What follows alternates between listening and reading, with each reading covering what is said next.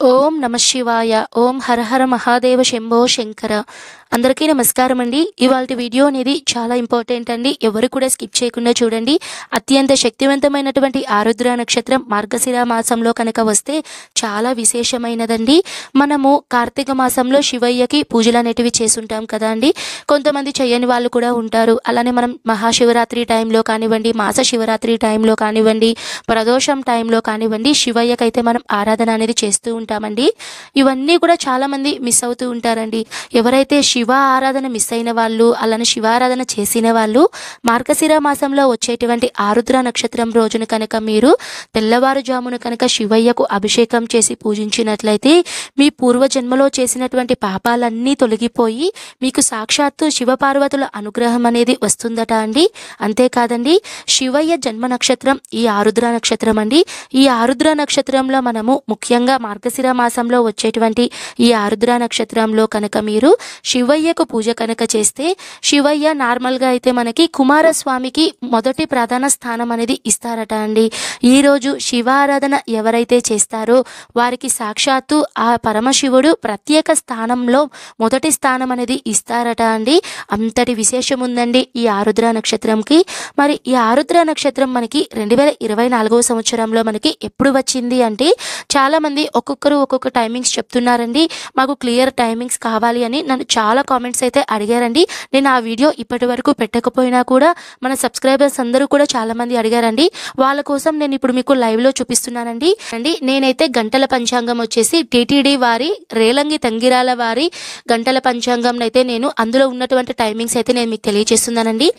ఎందుకంటే ప్రత్యేకంగా మీరు ఈ పంచాంగాన్ని రెఫర్ చేస్తున్నారు అంటే ఈ పంచాంగంకి చాలా ప్రత్యేకత ఉందండి. ఎందుకంటే టీటీడీలో అంటే ముఖ్యంగా తిరుమల తిరుపతి దేవస్థానంలో స్వామివారికి కళ్యాణం జరిగినా, అలానే స్వామివారికి ఎలాంటి పూజలు జరిగినా, అమ్మవారికి ఎటువంటి కార్యక్రమాలు జరిగినా కూడా ఈ సిద్ధాంతి గారి టైమింగ్స్ని బట్టే, ఈ పంచాంగంని బట్టే వాళ్ళు ప్రతిదీ కూడా జరిపిస్తూ ఉంటారండి. ఆ ప్రకారం నేను మీకు లైవ్లో చూపిస్తున్నాను చూడండి. ఇది వచ్చేసి మనకి గంటల పంచాంగం అండి. తిరుమల తిరుపతి దేవస్థానం ఆస్థాన సిద్ధాంతి వారు రచించినటువంటి పంచాంగం అండి. ఇందులో వచ్చేసి ఆద్ర నక్షత్రం డీటెయిల్స్ వచ్చేసి మనకి డిసెంబర్ 15వ తేదీన మనకి పౌర్ణమి తిథి అయితే ఉందండి. తెల్లవారుజామున 3:28 వరకు మనకి మృగశిర నక్షత్రం అయితే ఉంటుంది. 3:29 నుంచి మనకి ఆద్ర నక్షత్రం అంటే ఆరుద్ర నక్షత్రం అనేది ప్రారంభమవుతుంది. ఎప్పటి వరకు ఉంటుంది అంటే డిసెంబర్ 16వ తేదీన సోమవారం రోజున పాడ్యమి తెల్లవారుజామున 3 గంటల వరకు అయితే మనకి ఆద్ర నక్షత్రం అయితే ఉందండి.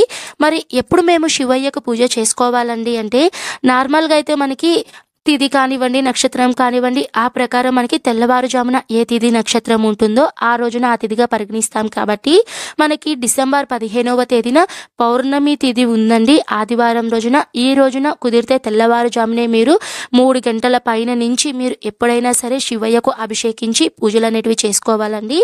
చాలామంది సోమవారం చేసుకోవాలా అండి అంటే సోమవారం కూడా చేసుకోవచ్చండి. ఎందుకంటే శివయ్య జన్మ నక్షత్రం, శివునికి ప్రీతికరమైన రోజు సోమవారం. కాబట్టి ఈ రోజు కూడా మీరు తెల్లవారుజామున మీరు 5 గంటల లోపల ఎప్పుడైనా సరే మీరు శివయ్యకైతే అభిషేకం చేయాలండి. ఈ ఆద్ర నక్షత్రం యొక్క విశిష్టతనే ఏంటంటే, శివయ్యకు మనము పంచామృతాలతో కానీ లేదా కాసిన్ని నీళ్లతో మనం అభిషేకం చేసిన శివయ్య అభిషేక ప్రియుడండి. ఓం శివో అభిషేక ప్రియ అని ఒక నామం కూడా ఉందండి.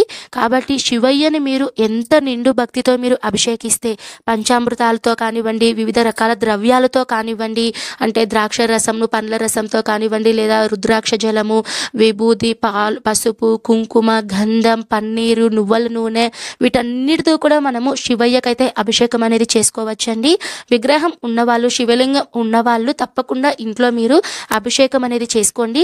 మీరు సోమవారం రోజున అంత ఎర్లీ మార్నింగ్ మేము పూజ చేయలేమండి అనుకున్న వాళ్ళు ఆదివారం రోజున మీరు ఉదయం కానివ్వండి, సాయంత్రం మీరు ప్రదోష సమయంలో కానివ్వండి, ఇంట్లో మీరు శివయ్యకు చక్కగా అభిషేకం చేసుకొని శివునికి లింగాష్టకము, అలానే బిల్వాష్టకాలు, శివుని అష్టోత్తరాలు ఇవన్నీ కూడా పఠించుకొని మీరు పూజ అనేది చేసుకోవచ్చండి.